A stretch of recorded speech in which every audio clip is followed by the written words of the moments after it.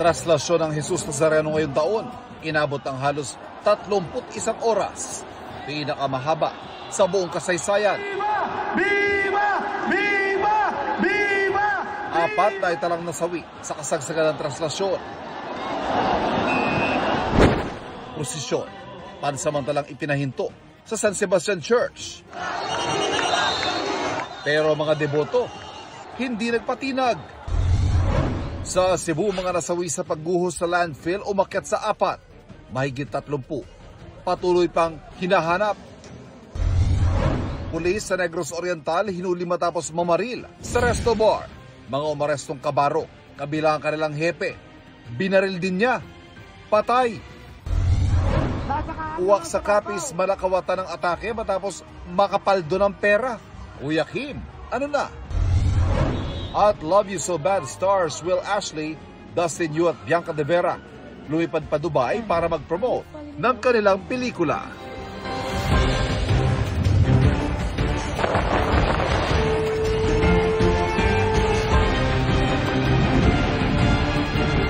Nakatuto kami.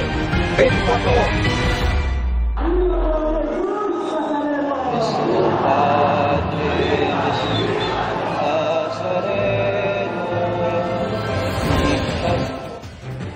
Magandang hapon po, 30 oras, 50 minuto at 1 segundo.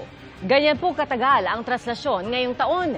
Pinakamahaba po sa buong kasaysayan ng Pista ng Poong Jesus Nazareno.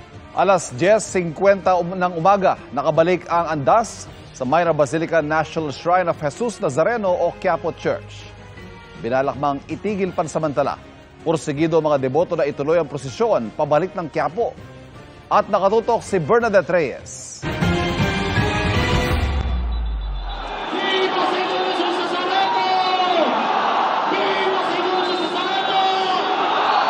Inaabangan ng ganitong tagpo tuwing traslasyon ang masayang pagsalubong sa andas ng Poong Jesus Nazareno na nagbabalik sa Minor Basilica and National Shrine of Jesus Nazareno o Quiapo Church. Sa traslasyon ngayong taon, dumating sa simbahan ng andas, ganap ng alas 10:50 ng umaga ng Sabado. Sa kabuuan, 30 oras, 50 minuto at 1 segundo tumagal ang traslasyon 2026 na pinakamahabang traslasyon sa kasaysayan.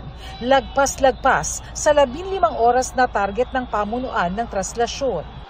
Alas 4 ng madaling araw ng Biyernes, nagsimulang umusad ang andas mula sa Quirino Grandstand, pinakamaaga sa nakalipas na 20 taon.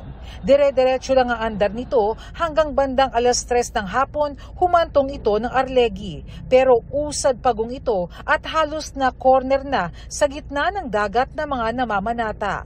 Walang patid ang buhos ng mga debotong nais makalapit sa poon.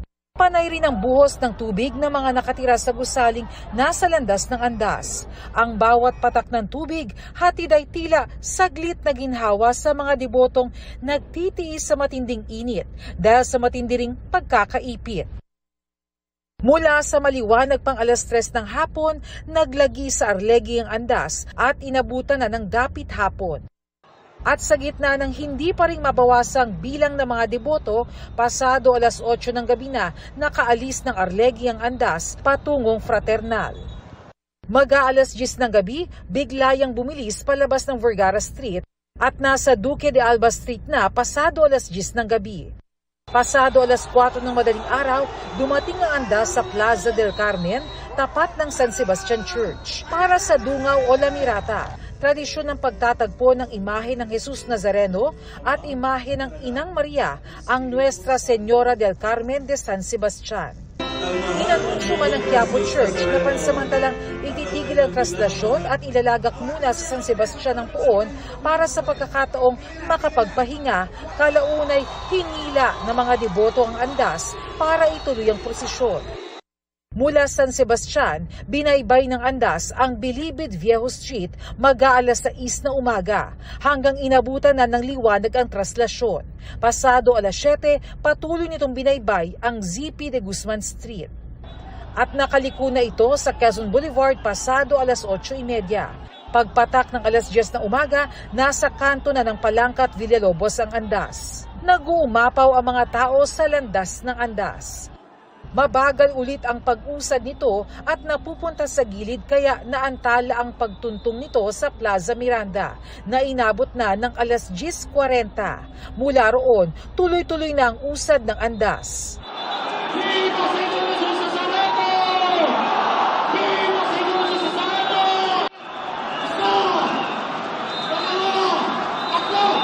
Hanggang tuluyan nakabalik sa Quiapo Church sa ganap na alas 10:50 ng umaga.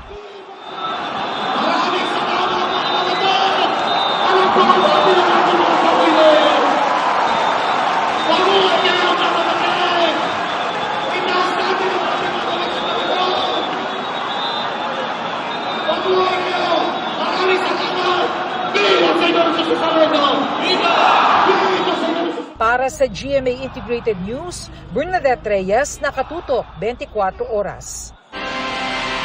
Sa ika-24 na oras ng traslasyon o pasado alas 4 ng madaling araw, naganap ang tradisyon ng dungaw sa San Sebastian Church. Doon po nagdesisyon ang pamunuan ng Quiapo Church na ihinto muna ang prosesyon para makapagpahinga ang mga tao. Bagay na hindi sinunod ng mga deboto. Balikan po yan sa pagtutok ni Bea Pinlac. Inabutan na ng pagod, antok at ambon ng libo-libong debotong naghintay sa Plaza del Carmen sa Maynila para salubungin ang imahe ng Poong Jesus Nazareno. Mga kapuso, mag-aalas 12 na ng hating gabi, ganito pa rin ang sitwasyon sa labas ng Minor Basilica and Parish of San Sebastian sa Maynila.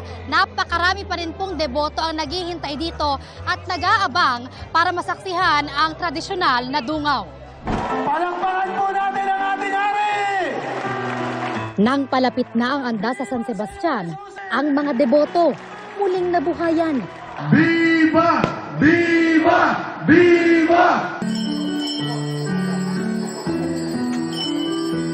Pasado alas 4 ng madaling araw ng Sabado, idinaos ang lamirata o dungaw ng imahe ng Nuestra Señora del Carmen de San Sebastian sa pagdaan ng anak na si Jesus Nazareno.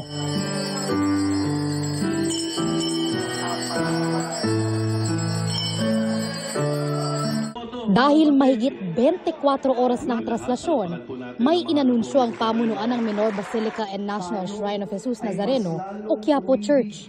Nais ko pong hingin ang inyong pangunawa na nais po natin na ang mahal na Poong Jesus Nazareno na manatilit po na sa piling ng kanyang ina. Amen! Nasaksihan niyo po ang isang kasaysayan na hindi pa nasasaksihan ng ilang siglo. Ngayon lamang ito, pinasampung taon, makikita natin ang pag-uwi ng anak sa kanyang nanay. Tinitiyak ko po kayo sa lalong madaling panahon, makakauwi ang ating mahal na Poong Jesus Nazareno sa kanyang tahanan. Ayon sa pamunuan ng Quiapo Church, desisyon ng iba't ibang ahensya sa Nazareno 2026 na pansamantalang itigil ang prosesyon para sana magpahinga. It's been 24 hours already and medyo nadideplete na rin, nahihirapan na rin po to cope up physically. Their hearts are there, their spirits are there. But of course, the flesh, may limitations yan. We came up to the best option. This is a very spiritual activity. But we don't disregard the physical welfare of people. Makabuluhan din daw sanang magtagpo ang dalawang imahe sa ika-10 taon ng pagdaraos ng dungaw. Mahal na hari, doon muna po kayo sa inyong ina na aming ina. Dahan-dahan nang dinala ng agos ng mga deboto ang andas papalapit ng simbahan. Inihanda na ang imahe ng Birheng Maria sa pagsalubong sa imahe ng Nazareno.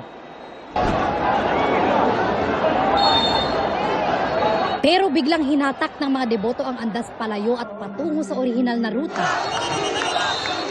Bagay na ikinadismaya ng pamunuan ng Quiapo Church. Talagang malakas ang agos at puwersa ng mga mamamasan at deboto.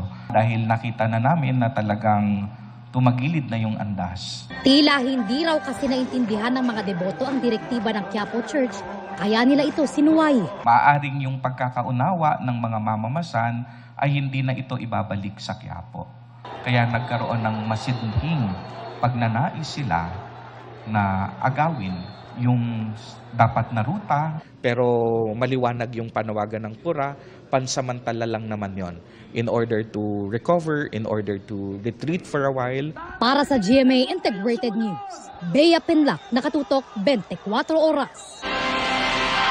Sa ibang balita, 4 nang nasawi sa pagguho sa isang landfill sa Cebu City. Mahigit 30 pa rin ang pinaghahanap. Ang ilang kaanak nila nais ng pabilisin ng search and rescue operation. Mula sa Cebu City, nakatutok live si Alan Domingo ng GMA Regional TV. Alan. Yes, Ivan, 3 araw mula na mangyari ang landslide sa isang pribadong landfill dito sa Cebu City, nanawagan ang mga kaanak ng mga taong nasa loob pa rin sa gumuhong istruktura na mapadali ang rescue operation. Dahil sa malakas na buhos ng ulan, itinigil muna kaninang tanghali ang search and rescue operation sa gumuhong landfill sa Barangay Binaliw, Cebu City. Ito'y upang masiguro ang kaligtasan ng mga naghahanap pa sa mahigit 30 trabahador na natabunan ng gabundok na basura. Pero para sa mga pamilya ng mga biktima, mahalaga ang bawat segundo, kaya nanawagan silang ituloy at gawing puspusan ang search and rescue operation. Si Mercy Lopez, 2 pamangkin ang natabunan. Ang babaeng pamangkin niya, wala nang buhay nang ma-retrieve. Hinahanap naman ang kanyang lalaking pamangkin. Hustisya gud aning nga intaw nga kalas. Perting daghana ni apa intaw na buntis diri. Nanimpad pa ni nga buhi pa iyang bana. Umaasa rin si Emilinia Tamosa na mahukay agad ang pamangkin niyang 2 buwang buntis. Ang gusto na ko namo nga mahitabo nga maugkat na unta na sila kay mag 3 days na gud sila diha nga wala ginaugkatan, magsigil lang sila balik-balik diha og li balik-balik og lakaw-lakaw. Nya ingon sila nga mag-request sila og green, hantud karon wa pa man maabot ang green. Sa datos ng Cebu City LGU, 4 ang naitalang nasawi. 12 ang dinala sa ospital at mahigit 30 pa ang hinahanap. Ayon kay Cebu City Mayor Nestor Archival, ikinukonsidera sa ginagawang search and rescue operation ang presensya ng methane gas, ang patuloy na paggalaw ng basura at ang posibilidad na gumalaw ang magkumpol ng bumagsak na bakal sa mga naipit. Ivan, paliwanag naman ng alkalde na maingat ang ginagawang rescue operation para na rin sa kaligtasan ng mga rescuers sa mga naipit na trabahador. Samantala, Ivan, binisita ni Vice President Sara Duterte ang mga sugatang biktima na nakakonfine sa isang ospital dito sa Cebu City. At yan ang latest mula dito sa Cebu City. Balik sa iyo, Ivan. Daghang salamat, Alan Domingo ng GMA Regional TV. Susuro! 12 sasakyan nagkarambola sa Cannon Road. Pulis na namaril ng isang babae, pinagbabaril din ang mga kabarong umaresto sa kanya. At ang sanay pabonus ni Mayor sa mga empleyado, nauna ng kinuha ng uwak? Kuya Kim, ano na? Tuloy-tuloy ang pagtutok dito sa 24 Oras Weekend.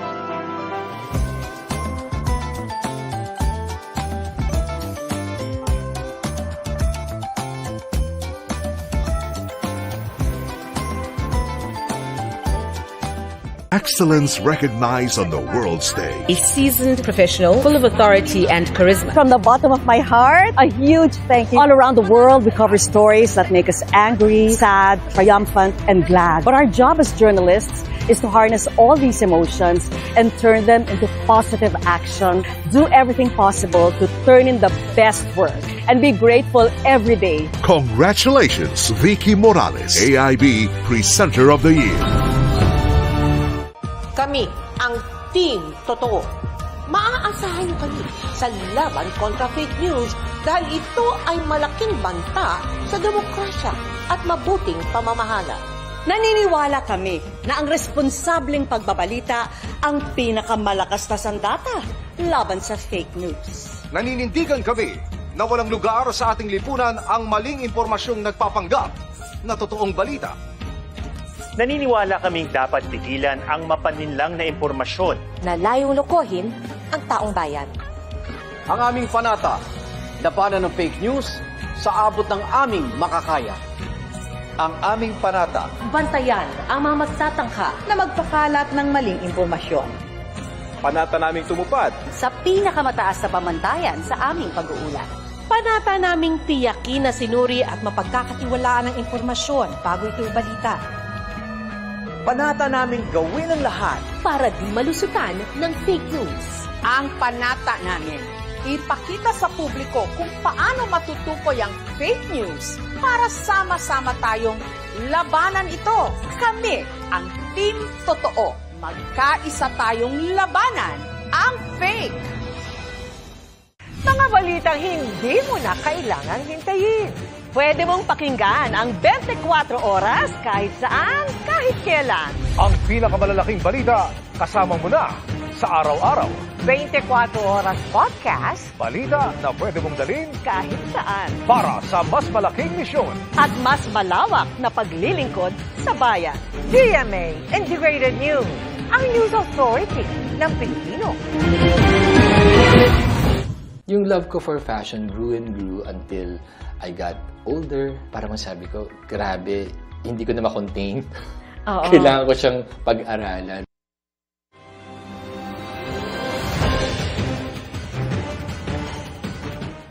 Nagkarambola ang nasa 12 sasakyan sa bahagi ng Cannon Road sa Tuba, Benguet. Base sa investigasyon ng pulisya, nawala ng preno ang isang closed van sa katumama sa sinusundan na jeep. Tumama rin ito sa kasalubong na sasakyan. At dahil sa aksidente, ilang oras ding isinara sa mga motorista ang Cannon Road at pinadaan muna sila sa alternatibong ruta. Milyong-milyong pisong halaga ng ipinuslit na sigarilyo ang nakumpiska sa iba't ibang probinsya. Nakatutok si Jonathan Andal. Nakabaon sa lupa ang mga selyadong sigarilyong nasamsam ng pulisya at Bureau of Customs sa isang bodega sa Parang, Maguindanao del Norte. Ayon sa Bangsamoro Regional Police, halos 2,200,000 boxes ng smuggled na sigarilyong may halagang mahigit 106 million pesos ang nahukay nila. Walang nadatnang sinuman sa warehouse sa mga otoridad. Sa Zamboanga City, kumpiskado sa isang bangka ang mahigit 300 kahon ng smuggled cigarettes na nagkakahalaga ng mahigit 21 million pesos. Arestado ang 3 tripulante na walang may pakitang mga dokumento. Sa Panacan, Davao City, naharang sa checkpoint ang wing van truck na ayon sa mga pulis ay inamin ng driver at pahinante na kargado ng smuggled ding mga sigarilyo. Nasa 10 million pesos ang halaga ng nasa 200 kahan ng sigarilyo. Na-turnover na ang mga kontrabando at truck sa customs. Sa San Mateo, sa kolong-kolong isinakay ang mga sigarilyong tinangkang ipuslit sa police checkpoint. Aabot sa 140,000 pesos ang halaga ng mga yan. 4 na lalaki ang naaresto na plano raw ibenta ang kontrabando sa mga tindahan. Halos 300 rim naman ng sigarilyo ang nakumpiska sa Aritaw, Nueva Vizcaya. Huli ang mag-asawang suspect matapos magbenta sa isang poster buyer. Mahigit 100,000 pesos ang nasabat na sigarilyo na walang mga dokumento. Sa San Simon, Pampanga, isang bodegang imbakan umano ng mga kontrabando ang sinalakay ng CIDG. Nasamsamang halos 600 kahan ng illegal na sigarilyo na 36.9 million pesos ang halaga. Tinutukoy pa ang mga nasa likod nito. Nitong bagong taon, mahigit 2.5 billion pesos na halaga ng mga smuggled na sigarilyo ang magkahiwalay na nabisto sa Malabon at Batangas City. Na hinala ng mga otoridad, may malaking grupong nasa likod ng pagpupuslit. Para sa GMA Integrated News, Jonathan Andal, nakatutok, 24 oras.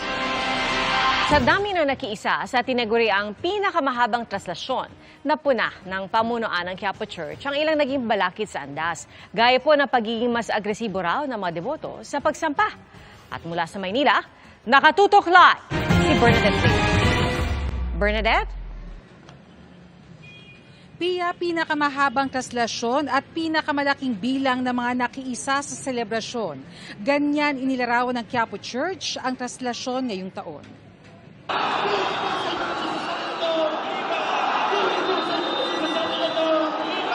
7.4 million ang mga debotong sumama sa traslasyon, batay sa datos ng Manila City Disaster Risk Reduction and Management Council. Sa taya naman ng Quiapo Church, 9.64 million ang dumalo mula pa sa simula ng Novena Masses noong December 31. Ayon sa Quiapo Church, ito na ang pinakamalaking bilang ng mga nakiisa sa pagdiriwang. Pero kasagsagan pa lang ng prosesyon, may mga napuna na ang pamunuan ng traslasyon. Ilang beses tumabingi ang andas dahil sa pagsampa ng mga deboto sa unahan. May mga deboto ring pilit na inabot ang bahagi ng krus sa likod. Ngayon daw, tila mas agresibo sa pagsampa ang mga deboto. Makalagpas ko nung unang segment at papasok ko ng round table na lugar, nilargahan na ho namin ng lupit. However, mas pinipili talaga ngayon ng mga debotong makasampa sa harapan. Umabot din ang andas ng mahigit 6 na oras mula sa Finance Road paakyat sa Ayala Bridge. Mas matagal kumpara nung nakaraang taon. Marami rin daw kasing deboto ang sumalubong sa andas kahit sinabi ng bawal. Kaya nga isinara na ang ilang kalsada at tulay kabilang ang Ayala Bridge. Pero wala raw nagawa ang mga barikada at mga nagbantay na pulis. Medyo paangat po yun. And at the same time, yung clearance ng andas natin dito sa ground is napakaliit. Yung buhos ng tao nasa salubong from Picasal Street at saka dito sa Padilla ay talagang naglagay tayo actually ng detail doon para i-block yung mga salubong. Pero kagaya ng sabi ko kanina, hindi natin napigilan yung mga deboto na napakarami po at nabuwag po yung formation po. Halos 10 oras naman ang inilagi ng andas sa mga sulok ng Quiapo sa Arlegui, Duque de Alba at Castillejos. Pinakamatagal yan sa kabuuan ng andas. Nakaantala rin ang kalituhan sa San Sebastian Church na pagsampa ng 24 oras ng traslasyon, pansamantala sanang pagpapahingahin ng mga ihos at mga medical volunteer pero nahatak na ito ng mga deboto. Nung nakita namin kasi yung andas na nabaliktad na nila, hinayaan na namin kasi napakatagal nga at hirap kung sakaling ibabalik pa on its reverse side. Kahit perforated o butas-butas ang isang bahagi ng andas para hindi makulob sa loob, kapansin-pansin pa ring nag-moist ang salamin ng andas. Lahat ng yan ay aral daw para sa mga otoridad at sa pamunuan ng Minor Basilica and National Shrine of Jesus Nazareno para sa mga susunod na taon. Pag-aaralan ng mga posibleng pagbabago sa susunod na taon gaya ng pagpapaikli at pagbago ng ruta habang isinasaalang-alang ang simbahan at ang mga deboto. Ito ay isang malaking hamon sa atin para pag-isipan lalong mabuti. Taon-taon nagkakaroon kami ng evaluation and every year nagkakaroon tayo ng mga innovations at mga pagbabago para kung sakaling ganon, mas lalo nating makita yung tamang timpla o formula na dapat nating gagawin.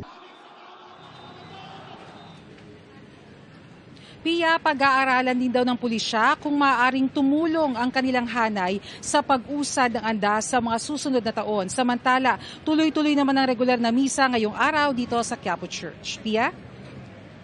Maraming salamat, Bernadette Reyes. At susunod, pulis namaril ng babae sa resto bar. Pati 3 kabarong umaresto. Binaril. Hepe ng pulisya, isa sa mga napatay. Aso sa Iloilo City, nakitang may nakatarik sa likod. At uwak sa Capiz, paanong nagkaroon ng salapi? Kuya Kim, ano na? Walang pati ng pagtutok sa 24 Oras Weekend.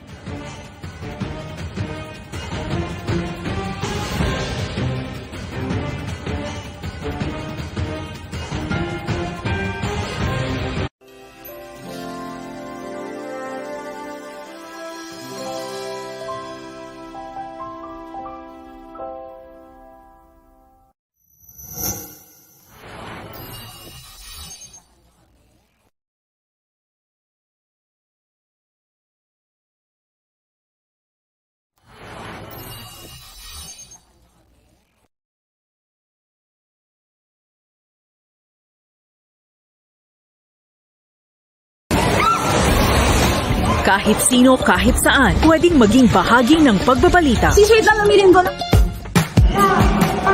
Maging mapagmasid, i-share ang kwento gamit lang ang cellphone mo. Stop flirt! Uy, nagkatrak yung nanay! Ito ang iba't ibang paraan para mag-submit ng mga video at litrato. Tandaan, always use #YouScoop. I-like at i-follow ang official page. Kwentong totoo, kwentong kapuso. YouScoop Plus. Sa panahon ng climate crisis, ano pa ang mga karagdagang dapat tingnan bago mo masabing ligtas tirhan ang isang lugar? Dito sa Project NOAA ng University of the Philippines, mapa ang kanilang panangga. Sa kanilang website, maaari mong makita kung delikado ba ang isang lugar. Know your neighborhood. Hindi lang yung bahay mo, kung hindi yung eskwelahan ni Junior, opisina ni tatay, no? Makikita mo para kapag dumating yung panganib, no? Alam natin kung ano yung gagawin. Kapag merong sama ng panahon, ito yung mga pwedeng mangyari. Pwedeng magkaroon ng baha. So nakikita nyo, sanga-sanga yung mga sapa na nagdidikit sa mas malaking ilog hanggang ito ay umagos papunta sa dagat o sa lawa. Meron din mga landslide na pwedeng mangyari. At kung malakas ang hangin, pwedeng magka-storm surge. Yung pulang yon. So, yung mga lugar na yan, ang tawag dyan, lugar na mapanganib. Pagka may sama ng panahon at nalaman natin na yung ating bahay, eskwelahan o kaya opisina ay nasa lugar na panganib, dapat lilikas tayo. Pero saan ba lilikas? Doon sa mga puting lugar. Para hindi mahirapan, hanapin yung puting mga lugar na pinakaligtas, na pinakamalapit doon sa iyong tinatayo ang bahay o kaya sa iyong eskwelahan para hindi ka masyado mahirapan. Hindi ka na kailangan lumipat pa papuntang sa kabilang probinsya, doon na lang sa parehong barangay. Pwede nitong makita ang iyong bahay up close, pati na ang mga panganib na nakapaligid dito. Makikita mo, it's high resolution. Ang technology na to, ang tawag dito ay light detection and ranging para maisalarawan mo yung landscape, no, ng high resolution, barangay level, yung nasaan yung mapanganib at nasaan yung pinakaligtas sa isang lugar.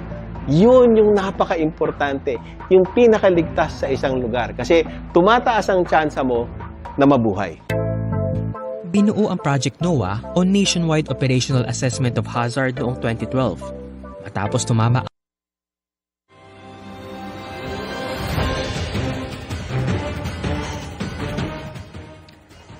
Nakatarap pang isang matulis na bagay sa likod ng isang aso nang mamataan ng ilang residente sa Iloilo City. Humingi sila ng tulong sa ilang animal welfare groups para makuha at magamot ang aso. Isinalalim ito sa operasyon at nakuha ang malasibat na may habang 10 pulgada. Hindi pa matukoy kung sino ang posibleng may gawa nito sa aso na nagpapagaling na. Patuloy po ang pagbagsak ng delikadong uson o pyroclastic density current mula sa Bulkang Mayon. Pero ilang residente ang bumabalik pa rin sa mga bahay nilang nasa loob ng permanent danger zone para po tignan ang mga naiwang kabuhayan. Ang live na sitwasyon roon sa pagtutok ni Ian Cruz. Ian?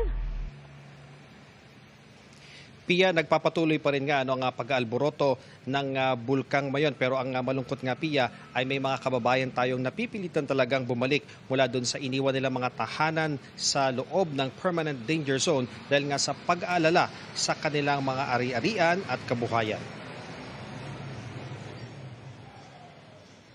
Kahit pa maulan, nagliwanag muli kagabi ang tuktok ng Bulkang Mayon dahil sa pagbagsak ng Pyroclastic Density Current o uson. Mayroon ding rockfall na nagmumula sa summit ng Lava Dome. Nasa alert level 3 pa rin ang bulkan. Sa huling tala ng PHIVOLCS, nagkaroon ng 150 rockfall events, 90 pyroclastic density currents o uson at aabot sa 195 tons naman ang ibinugang sulfur dioxide o asupre ng bulkan. Kaninang umaga, maulap ang papawirin pero ilang beses sumilip ang bulkan. May puntong kita ang usok mula sa tuktok nito. Gaano nga ba kadelikado na mahagip ng uson? Ang survivor ng 1993 eruption na si Mang Marcelo, sinabing halos walang puwang na makaligtas kapag nahagip ng uson, gaya ng sinapit ng mahigit 70 nasawi noong 1993 eruption. Matakbo silang ganon, patay na sila, ganon ang posisyon. Tumigas na itong lahat na katawan nila. Pero wala na siyang, patay na talaga. Yung iba naman na namatay, parang nasyak sila, nabigla lang, nakaganyan sa kamay nila. Titigas ka na. Tigas na, patay na talaga. Sa bayan ng Kamalig, umaabot na sa 209 families ang nasa 2 evacuation center. Si Lolo Jose, veterano ng araw, maituturing sa napakaraming beses na lumikas dahil sa pag-aalboroto ng Bulkang Mayon. Alam namin na, dapat, delikado. Delikado kami yung mamatay dyan. Sa barangay Kirangay, binalikan ng ilang residente ang kanilang bahay na pasok sa 6-kilometer permanent danger zone. Dahil sa bake mo, pinapakain ko lang. Mamaya pagpakain ko, balik naman doon sa evacuation. Tuloy din ang aktibidad sa construction ng isang flood control project sa gilid ng PDZ. Aminado ang ilang obrero, may pangamba habang sila ay nagtatrabaho.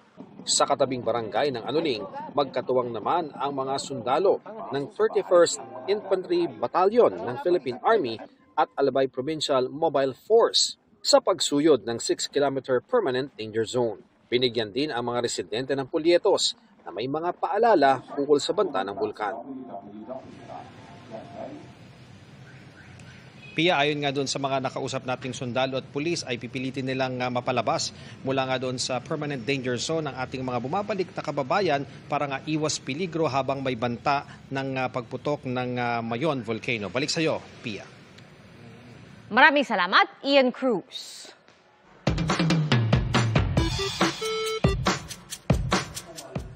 Pumaldo ang isang uwak sa President Rojas Capiz. Ang jackpot niyang nakuha, hindi prey, kundi pera. Bakit kaya niya ito ginawa? Kuya Kim, ano na?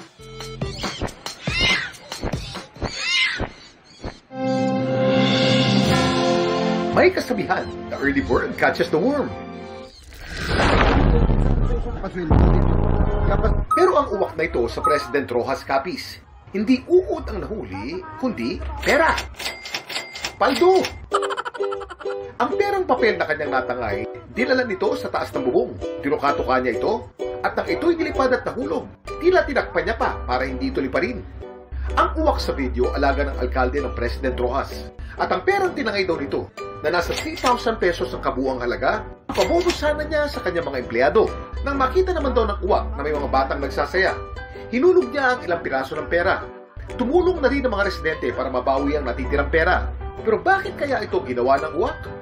Kuya Kim, alam na! Ang mga uwak, nakaugalian na manguha ng gamit. Isa kasi sila sa pinakamatalinong ibon. Hilig nilang magsiyasat sa mga bagong bagay sa paligid. Ang iba namang uwak na gumagamit ng mga bagay bilang laruan. O minsan ay panghukay, pantukod o pangbukas ng pagkain. Ugali rin nilang mag-ipon o magtago ng mga bagay sa iba't ibang lugar kahit hindi pagkain. Bahagi ito ng kanilang survival instinct. Laging tandaan, importante ang may alam. Ito po si Kuya Kim at sagot ko kayo, 24 oras. Up next, Will Ashley, Dustin Yu at Bianca De Vera touchdown Dubai para makisaya sa mga Pinoy sa Middle East. Non-stop ang pagtutok dito sa 24 Oras Weekend.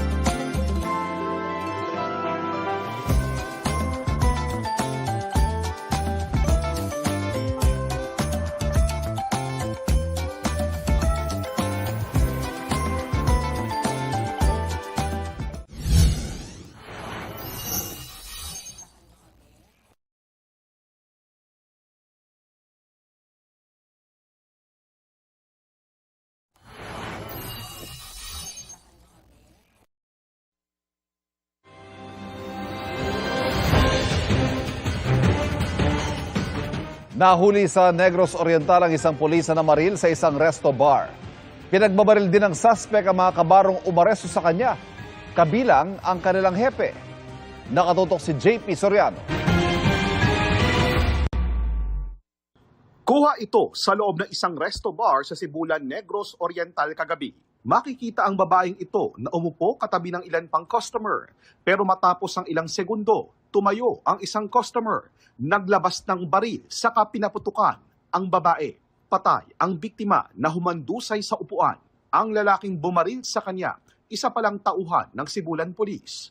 Mabilis naman siyang naaresto sa resto bar ng 3 niyang kabaro. Pero habang nasa loob sila ng sasakyan patungong istasyon, pinagbabaril ng sospek ang 3 umaresto sa kanya, kabilang ang kanilang hepe. Naiwan sa kalsada ang mga biktima habang ang sospek mabilis na tumakas. Sumuko rin siya kalaunan sa Tanhay Police Station kung saan siya nakakulong ngayon. Iniimbestigahan na ng Negros Oriental Police Provincial Office ang insidente at kung kaninong baril ang nagamit ng sospek sa pagpatay sa 3 niyang kabaro. Palaisipan pa sa mga otoridad kung nadisarmahan ba ang sospek bago siya naaresto sa resto bar. Patuloy ring inaalam ang motibo sa pagbaril niya sa babae. Tinitiyak naman ng pulisya na papanagutin ang mga dapat managot. Nagpaabot naman ng pakikiramay sa mga kaanak ng mga nasawi ang provincial government ng Negros Oriental. Tinitignan daw nila ang tulong at suportang maibibigay nila sa pamilya ng mga nasawing polis. Para sa GMA Integrated News, JP Soriano, nakatutok 24 oras. Patay ang isang siklista matapos salpukin ng isang SUV sa Elliptical Road sa Quezon City kanina madaling araw. Ang kwento ng isang saksi, wala sa loob ng bike lane ang siklista at nagka-counterflow ng masalpok ng SUV. Nagdire-diretso pa umano ang SUV at nakasalpok ng isa pang sasakyan bago huminto.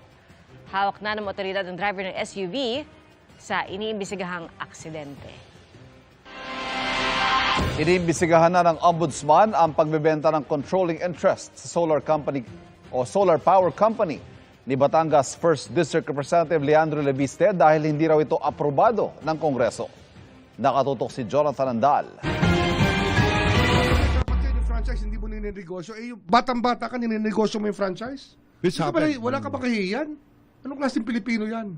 Maanghang ang tirada ni Ombudsman Jesus Crispin Remulla kay Batangas 1st District Representative Leandro Leviste. Sa kanyang radio program kaninang umaga, sabi ni Remulla, iniimbestigahan na ang anyay pagbenta at paglipat ni Leviste sa prangkisa na nakuha ng kumpanya nito sa sektor ng solar energy na hindi anya inaprubahan ng Kongreso. Walang consent ang Congress sa transfer ng franchise na yan. Critical yan. National franchise. National franchise. Renewable energy, critical to the national life. Tapos ganun lang. Na-flip. Bebenta mo, flip mo lang. Na-flip. Nanay mo pa, senador?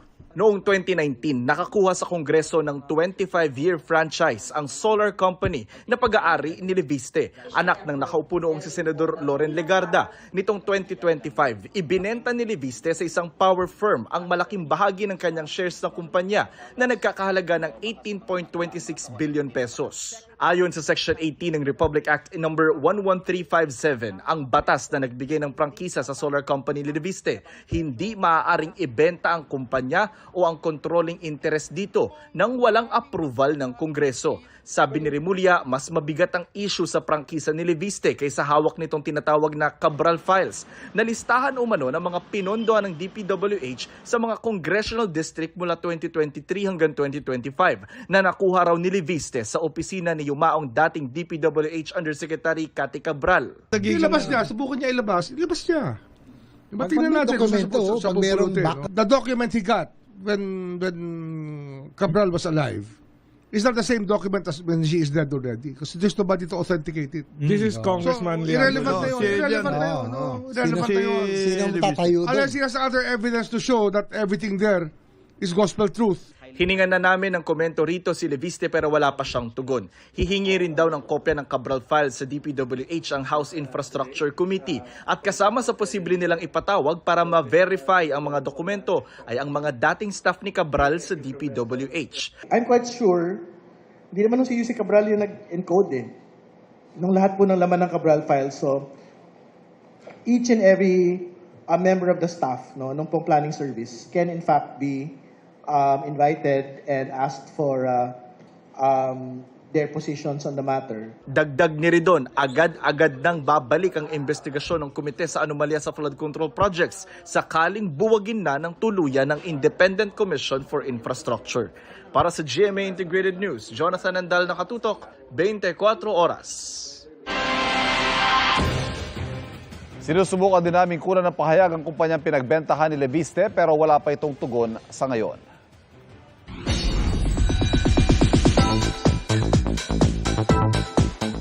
Touchdown Dubai, sina Will Ashley, Dustin Yu at Bianca De Vera na ready nang maghatid ng saya sa Filipino community sa Middle East. Narito ang aking chika.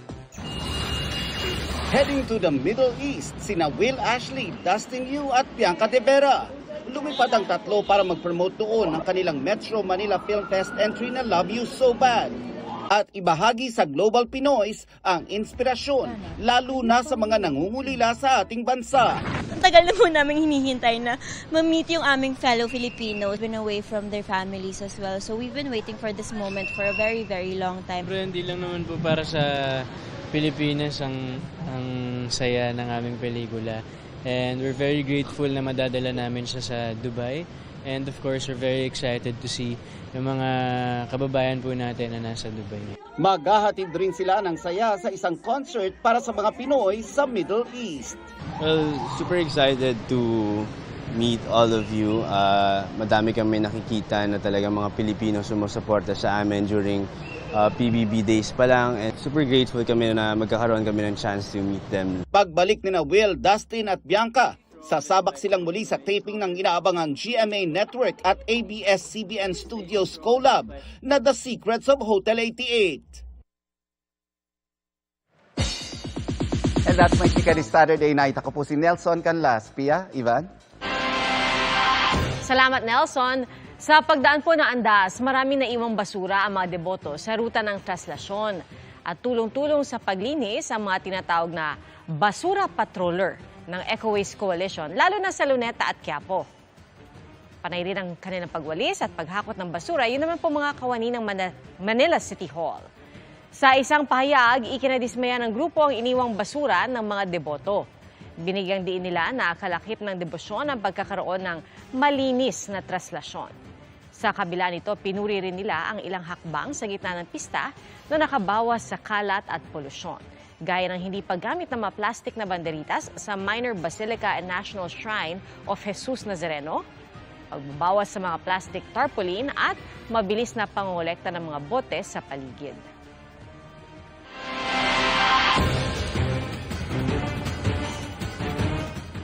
Hindi na iwasan ang disgrasya sa traslasyon. 4 pong nasawi sa kasagsagan ng traslasyon ngayong taon. Ang isa sa mga biktima nagulungan ng andas. Nakatutok si John Consulta. Taon-taon, dagat ng mga deboto ang eksena sa pista ng Poong Jesus Nazareno tulad ng traslasyon kahapon. Marami ang hinimatay, tulad ng ihos na hinimatay habang nasa loob ng andas. Sa tala ng National Capital Region Police Office o NCRPO, 4 ang nasawi sa traslasyon 2026. Kasama ang 30 anyos na lalaki na humihila ng lubid ng andas sa bahagi ng Castillejos. Sabi ng mga witness na kasama po siya doon sa humahawak or naghihila doon sa tali. Siguro po hindi natin masabi kung na-off balance siya sa dami ng tao. So tumba po siya doon sa pavement, doon sa gilid at hindi na po napansin na siya po pala ay nadaanan na po ng andas. Ayon sa Jose Reyes Memorial Medical Center, sinubukan nilang i-revive ang lalaki pero binawian din ng buhay. Yan po talaga ang nadali po doon sa pasyente. And crushing injury. So malamang pati maybe a little bit of the chest na rin po siguro yung matamaan. Kaya very damaged po yung katawan. Meron pong parang pasa na nakita dito sa may kanang bahagi ng katawan po. And then may mga bruising dito sa may tiyan. So mukhang talaga, gulungan. And then flat na flat daw po yung tiyan. Kasi parang as if nadaanan ng something on top. Inatake naman sa puso ang 2 pang deboto. Sa 20 sugatan na isinugod sa JRRMMC, may ilang kailangang operahan. ito po yung nasaktan sa mata na kaya kailangan siyang i-confine po dito para i-repair yung kanyang corneal lacerations po. Habang naghihintay po sila, nag-away yung mga magkakamag-anak. Instead of yung isang kamag-anak ang nasaktan, siya yung nasaktan. So parang barbecue stick yata yung tumama sa mata po. Meron tayong mga patients na nagkaroon ng sugat sa paa. Well, usually kasi nga barefoot naman sila. So nawalan ng kuko, natanggalan ng big toe. Yan, usually mga cases na tatanggalan ng mga digits sa paa. Sa tala ng DOH, 1,019 ang bilang ng mga debotong binigyan ng atensyong medikal. 390 sa mga ito ay sugatan, gaya ng nadaganan ng kapwa deboto, naipit ng gulong at nahulog sa pag-akyat sa andas. Ang highest incidence ng mga konsulta natin, injuries sa mga sa paa. Pero nung bandang hapon, nung bandang kagabihan na, hilo na. So siguro sa pagod, sa haba nung prosesyon, kaya na mga nahihilo, nahihimatay, hindi makahinga, yung mga sugat sa paa. Kasi nakapaa sila dyan. Para sa GMA Integrated News, John Consulta, nakatutok, 24 oras. At yan po ang mga balita ngayong Sabado para sa mas malaking misyon at mas malawak na paglilingkod sa bayan. Ako po si Pia Arcangel. Ako po si Ivan Mayrina mula sa GMA Integrated News, ang News Authority ng Pilipino. Nakatutok kami 24 oras.